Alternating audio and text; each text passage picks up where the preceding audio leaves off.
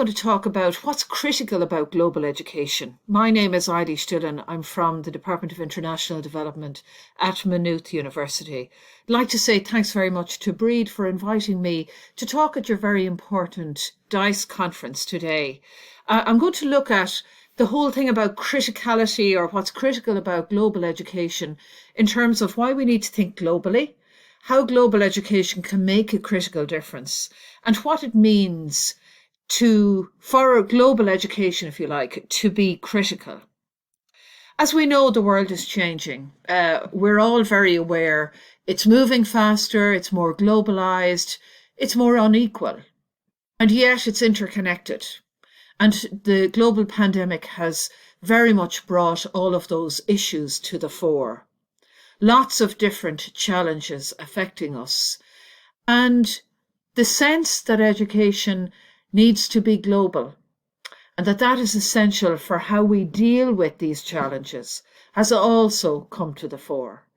In recent years, in Target 4.7 of the Sustainable Development Goals, with the aim that by 2030 all learners would acquire the knowledge and skills needed to promote sustainable development. And linking that then to human rights, gender equality, the promotion of a culture of peace and non-violence, global citizenship, and appreciation of cultural diversity. So the importance of global education for all of us is really centre stage. It's been recognised in the CAME standards for initial teacher education, and again in the new Irish government's new Global Citizenship Education Strategy just published before Christmas, which outlines that global education, or global citizenship education, by challenging stereotypes and encouraging independent thinking, it helps people to critically explore how global issues interlink with their everyday lives and how they can act to build a better world. So there's a very strong sense, lots of research would show, that we need to build an understanding of the wider world, but also an understanding for change, for improvement.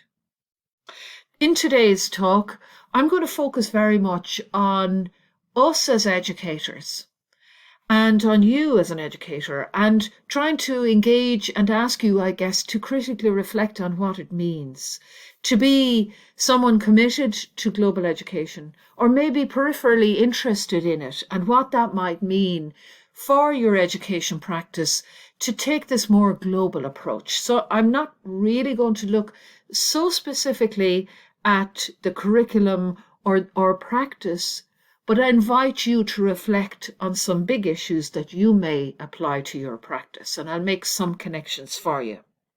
I'm going to do so by drawing on some lessons that we've learnt about critical education and about global education over many years. So taking something of a historical look. I'm using the term global education a little bit as a catch-all term, knowing that the origins of this started with development education in Ireland. It's generally spoken of these days in terms of global citizenship education, but also it overlaps and has lots of connections with intercultural education, with human rights education, and education for sustainable development. I'm not actually going into the debates around all of that, but I will talk a little bit about, I suppose, the influence of these various origins and changes over time. My own background is in teaching at second level, first of all, for over 10 years or so. And for the last 20 years, I've worked in higher education in global development, first at the Kimmage Development Studies Centre and more recently at Maynooth University Department of International Development.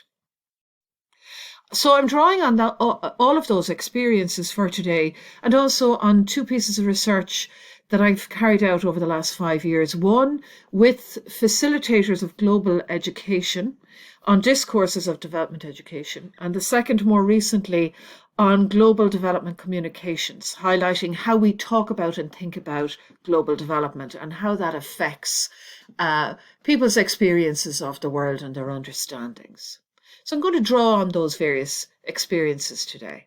I'm going to look at 4 different areas, kind of phrases or things we might, shifts, I guess, that have taken place over time. The first one is about from give a man a fish, that proverb, to critical questioning of development. The second one is about moving from a north-south emphasis or focus to making global connections. The third then is about moving from a single story to a multi-storied approach to learning. And lastly then, the importance of radical hope and moving from anxiety to solidarity. And all of these, as I say, draw on lessons we've learned over time about global education and what's critical in relation to it, but also they're designed to ask you to reflect yourself on your own understandings of this area. So the first one, as I say, that proverb that we're all so familiar with, give a man a fish and you feed him for a day, teach a man to fish and you feed him for life. Originally used very often in development kind of language, global development language, resonating with the idea of moving from a charity approach to a more long-term development approach, and also that whole thing about the imbrication of or link of education with development. So it's education for development. Now, that has been linked to, but it's not the same as development education, which has kind of connections with education for transformation. The whole idea of helping people to understand the systems and relationships which cause global inequality and poverty and to develop the skills to address them. So going back to the 1970s, and without going into too much detail about it, and a lot of our global education in Ireland today is influenced by different strands which emerged around that time, or coalesced, if you like, around that time. Two strands in particular come to mind. The first one is a kind of a modernization strand, or a strand of development that's influenced by humanitarianism. This idea that somehow, because of global inequalities and poverty around the world, that somehow in the global north we have a responsibility to ensure that people have an opportunity to develop. And that's often the emphasis there is through aid, trying to kind of the global south catching up with the global north. And there's a strong influence in an Irish context from an NGO humanitarianism view of all of that, influence to some extent by the missionary orders and by the start of the NGO sector in Ireland. With that then came a very early version of development education, which was about bringing the NGO or the missionary into the school to talk about their work, telling us about projects overseas, what they were doing in schools, etc. Now, a lot of this was in the 1970s, very early on. The idea being to raise awareness about the problems going on around the world, and particularly in the global south, but also then sometimes for fundraising purposes. Now, some people don't associate that with development education, but I would argue that it was an early strand of it. Another strand of which was very strong in Ireland, which was this social justice approach to development education in the infancy of Trócaire. At the time in the 1970s, when the government played very little role in kind of development education in the curriculum, Trócaire played a hugely influential role in trying to raise awareness about global inequalities, about the causes of what causes of poverty in the global south and what can be done here. And it put 20% of its funding initially into development education because of the importance of this role. You can see the quotation there from Julius Nyerere, who was president of Tanzania, this idea that education is not the way to escape poverty, but the way to fight it. But both of these strands, which have both had an influence on different understandings of global education in Ireland today, both of them tended to adopt a north-south perspective, albeit coming from different emphases. And holding on now to that north-south perspective often undermines the global and broader systemic nature of global inequalities.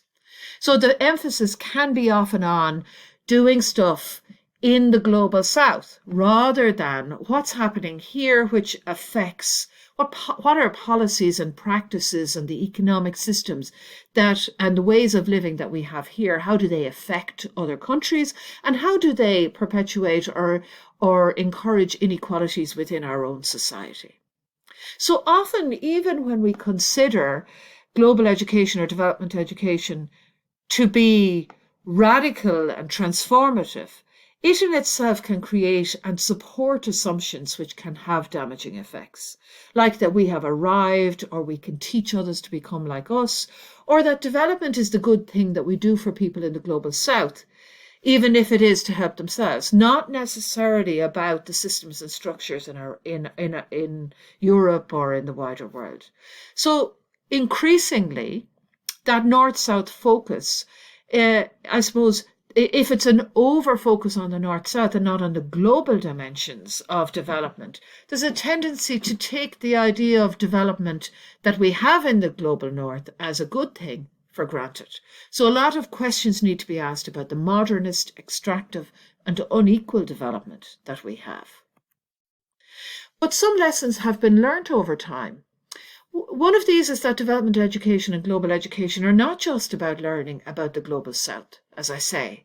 It's about a need to understand what's happening all over the world and why, and the roles that different people can play in it, including the roles that children and families can play. It's about seeing the world as interdependent, the global and the local, personal and political, not in the party political sense, but just in terms of power relations. They can't be separated. And that we need to acknowledge the struggles people experience everywhere, not dismissing issues that affect people here, actually finding the connections with broader structural issues between how people experience life here and around the world. And then acknowledging and taking account of the growing diversity of the population in Ireland. So Vanessa Andreotti reminds us the importance of asking the big questions of ourselves and our own understandings and assumptions about development, and about kind of, I suppose, global education that purports to be critical but isn't always asking the critical questions. She says, if connections between power relations, knowledge production and inequalities are overlooked, the result is often education practices that are ethnocentric, viewed from our own lens, and we assume that that is a universal lens. They're often ahistorical or apolitical, paternalistic, and hegemonic. They reinforce existing power relations rather than challenging them. But how do you do that education for transformation? Influenced maybe by Freire and a critical pedagogy approach. How do you do that in a way that's not off-putting and that's age appropriate? That isn't just about the big structures. Very important for educators to understand them. But then how does one make that accessible, relevant and appropriate for young people? And I hope I'll make some suggestions on that later on. For Bell Hooks, who sadly died before Christmas, the classroom, despite all its limitations, remains a location of possibility. In that field of possibility, we have the opportunity to labour for freedom, she says, to demand for ourselves and our comrades an openness of mind. So how do we create education contexts that have that openness of mind and yet face reality, while we collectively imagine ways to move beyond boundaries, teaching to transgress, as she says. And a core aspect of that is asking critical questions. And critical questions about what we take for granted about development. And brings us back to the fishing proverb. Questioning the north-south inferences and effects of proverbs like that. And questioning it even from a gender point of view, or today from a vegan point of view, or a biodiversity point of view. The statement here on the right suggests an alternative framing of that proverb from a social movement activist perspective. If you give me a fish, you feed me for a day. If you teach me to fish, then you fed me until the river is contaminated and the shoreline seized for development. If you teach me to organise, then whatever the challenge, I can join together with my peers and we will fashion our own solution. So looking at it much more radically, asking the questions about what it is we do and our own assumptions, and leading that then to new ways of thinking about and framing global education or development education? So these questions then about, as adults in our own society, about what it is that we do that leads to poverty or hunger or exploitation of natural resources. And recognizing that people around the world, just like us, are and want to be independent and to stand up for themselves. They want to be powerful, not represented as victims or as people to be taught. So we see a growing emphasis in global education on what we can learn from different experiences of life and living around the world, on critical reflection and questioning of our own perspectives, and of understandings of development, what that means. These are all really important. And one of the areas that has shifted very much, as I mentioned, is this movement from a north-south emphasis to making global connections.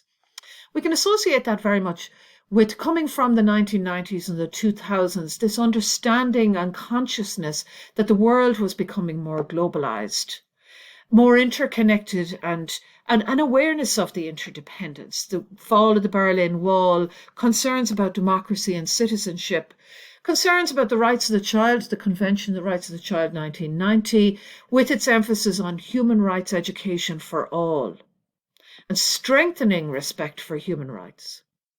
The introduction in 1997 in Ireland of CSPE at junior cycle level, and growing diversity in our own context, giving an emphasis on interculturalism and anti-racism education. And then from 92, the Rio conference, right throughout the 1990s into the 2000s, concerns about sustainable development, culminating in various strategies on education for sustainable development. And in the early 2000s, from a curriculum point of view and in terms of education policy, the emphasis largely then was, with these adjectival educations as they're called, about mainstreaming these educations into the curriculum.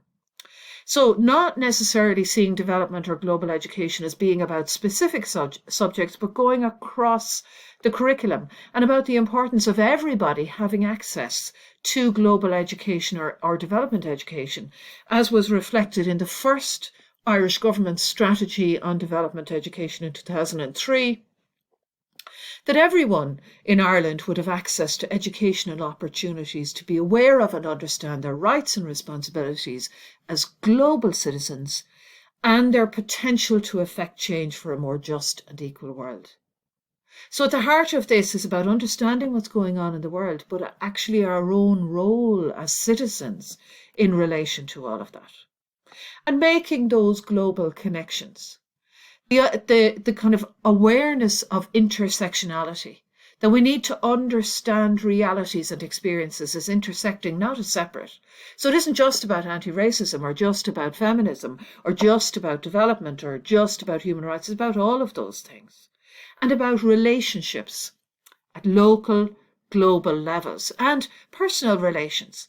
But it isn't necessarily about just what we do as individuals. It's broader again. So it's about holding all of these intersectionalities together. And making global connections, no doubt, can be really challenging.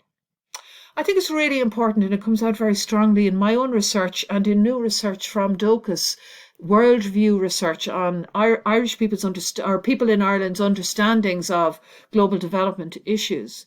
The power and the influence of the fact that we've grown up in a culture where everyone is telling us, or has been telling us, that we're developed.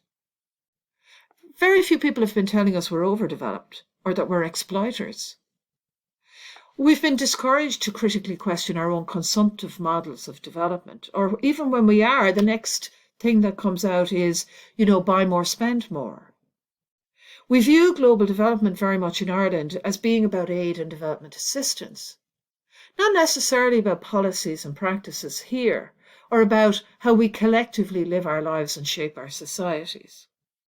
So making the global connections requires us all to really question the influences on our own understandings of the world and of what constitutes development. And it's not about just focusing, as I mentioned earlier on issues or stories out there and down there, but keeping a global focus in all aspects of what we do and teach in the curriculum. And in the resources we use, and there's lots of resources, really good ones, from, for example, the website developmenteducation.ie, looking at what we can do. And then how do we keep this global focus in the stories that we tell? This is a really good video which looks at the story of change and argues really that an awful lot of what we're taught is that we can nearly buy our way out of our responsibilities to the wider world. In this video, it talks very much about the power of being a citizen, holding our governments to account. So all of these points really show us that it's really important that we don't oversimplify and that we take a multi-storied approach, and I mean multiple stories. And this is also particularly the case when an awful lot of what passes for development education is very much about the individual and about what we do just in our individual lives. And of course, that's really important, but it's not only about individuals. How do we make those connections ourselves and then help others to do so between the personal and the individual and then the collective and broader society? And this is particularly challenging when an awful lot, as I say, of development comes to us through the lens or the perspective of just one story. We've seen it on our trochra boxes. Very much about the individual child, the individual issue, the individual context. And in my own research on global development communications, the effect of the single story or the type of stereotype simplified global development communications that people experience, the effects of these came out really, really strongly to obscure complexities. They obscure experiences and undermine experiences of poverty and injustice around the world, and they lead to discrimination and distortions.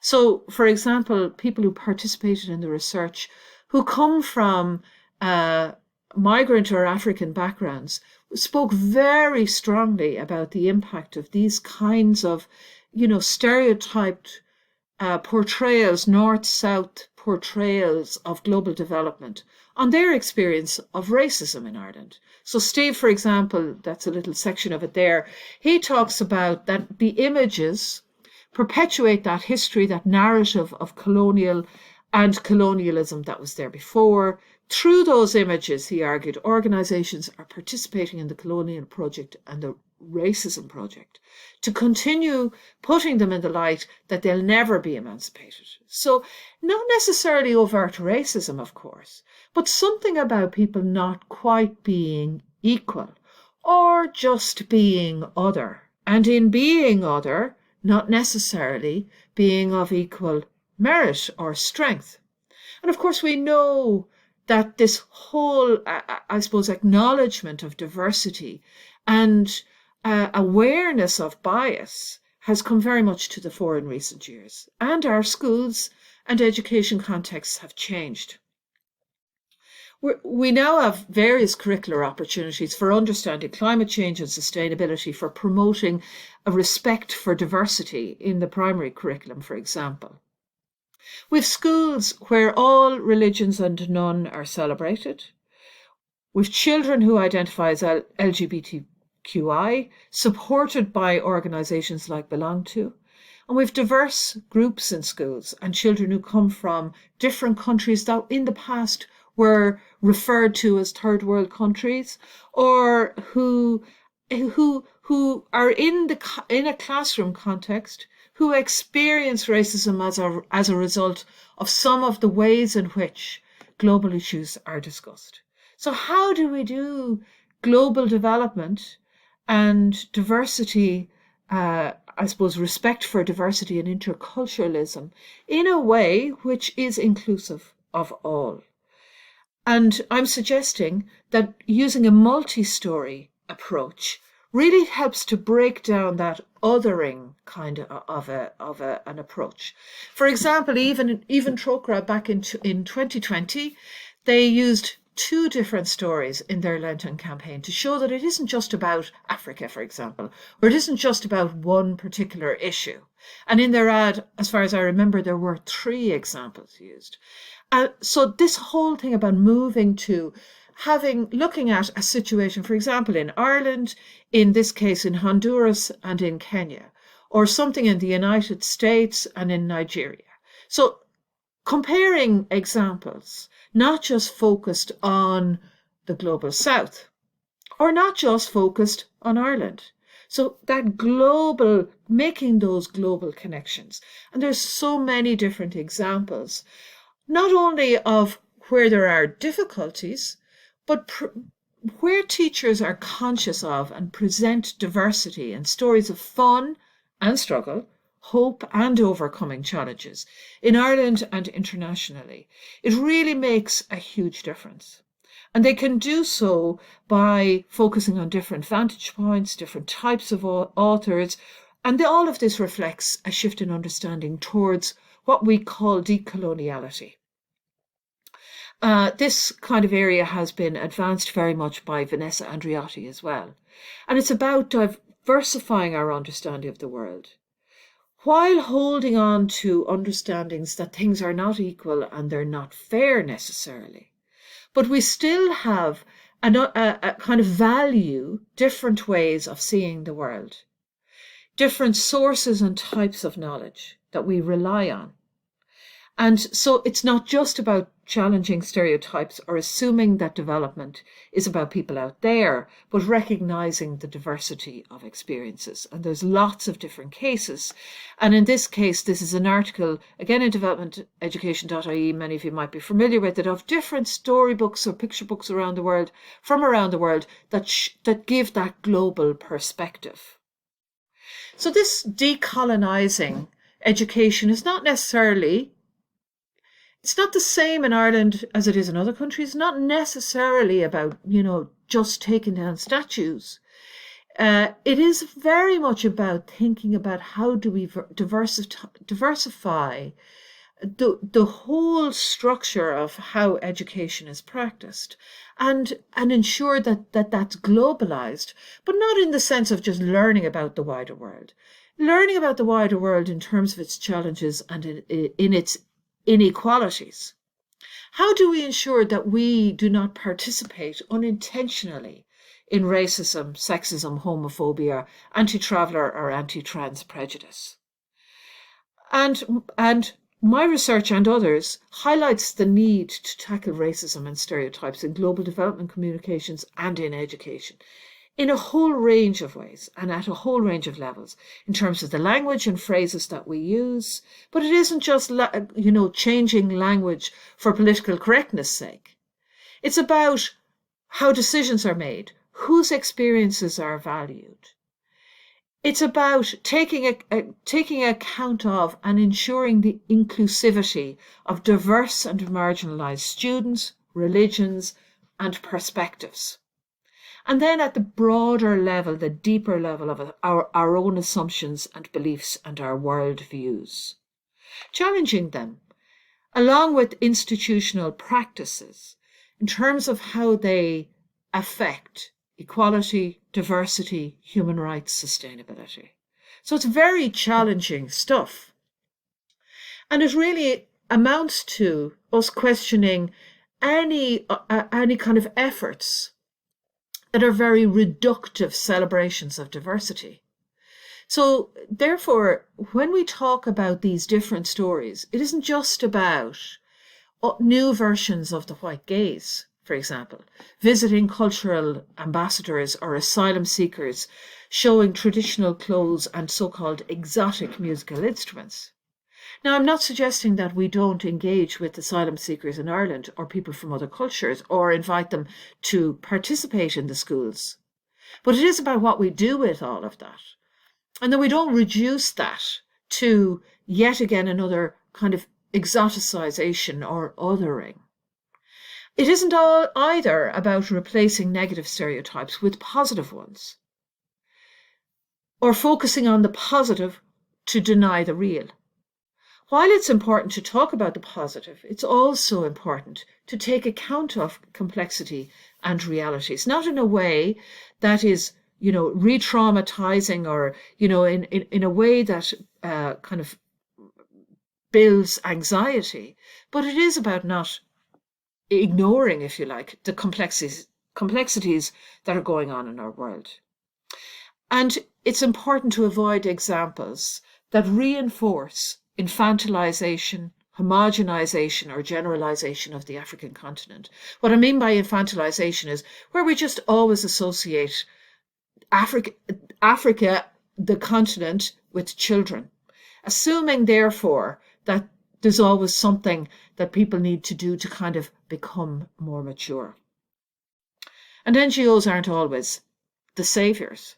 They do very good work, but many times we ignore or don't sufficiently give account to the role of governments or of communities in their own development. So being cognizant of all of this in our multiple stories about the world. And from a curriculum point of view, an important consideration is that even when global education is integrated into the curriculum, it isn't as effective at all if the culture and the environment of the school is not congruent with the kinds of messages that are coming out in terms of respect for diversity, breaking down those stereotypes. So how are our schools structured? To what extent are they inclusive and democratic? Often we talk about global education in very critical terms, but that doesn't necessarily mean it's always as critical and transformative as we would want it to be. So how do we do that? The fourth point I'd like to make, building on those points that I've talked about moving from, I suppose, questioning our notions of development, moving from a north-south to kind of making global connections, and that whole point about moving from the single story to a multi-storied approach. The fourth important point, I think, is seeing the centrality of hope in what we do. A lot of development education and global education in the past was about problem solving, focusing on problems, very negative. Often people are overwhelmed by it, put off by it, to be frank. And sometimes we shy away from the messy and the negative, and sometimes for very good reasons, because we don't want to contribute to anxiety or to disengage people that we work with. So sometimes that can lead to focusing on the positive and ignoring the complexity. And Sharon Todd has argued that we need a type of education that faces the world as it is, with all its complexities, the messiness, its ambiguities, and embraces all of this. Paulo Freire highlighted that one of the critical roles for progressive educators is to unveil opportunities for hope, no matter the obstacles. So taking it as part of our role to use kind of stories, as I said earlier on, of struggle, but also of hope, where we see and try to identify the potential for change. For me, one of the I suppose the epitomes of that is Greta Thunberg's work and the Fridays for Future protests and young people being beacons of hope in themselves. And it isn't about just blah, blah, blah hope, but acknowledging the pain and injustice in our world without being captured by it. So looking for and trying to create otherwise. As Bell Hooks talked about, she talked about the importance of radical change, especially when the overall social climate promotes disillusionment and despair, about imagining and creating otherwise. So critical education should help us as educators to look under the surface, to ask critical questions about what we take for granted and challenge mainstream thinking, and to support hope and action. Sometimes it makes us feel uncomfortable, and sometimes that's really important, especially if we want to make a real difference. And to help us along the way, and over the many years, a recent development has been a code of good practice for development education and global education. There's lots of really good resources on developmenteducation.ie and some really good points here about to help us in our work, I guess, in this whole area. And IDEA and DICE have also and are also doing really important work on trying to integrate global education further into the curriculum, particularly in early childhood education and in primary education. But there are increasingly lots of training and learning opportunities, so keep an eye out for them. And do keep in touch with us at the Department of International Development at Maynooth University. And I'd just like to say thanks very much for listening, and I hope that you found some points in my talk and presentation today which will help you to fruitfully, I guess, reflect on what is critical about global education. Thanks a million.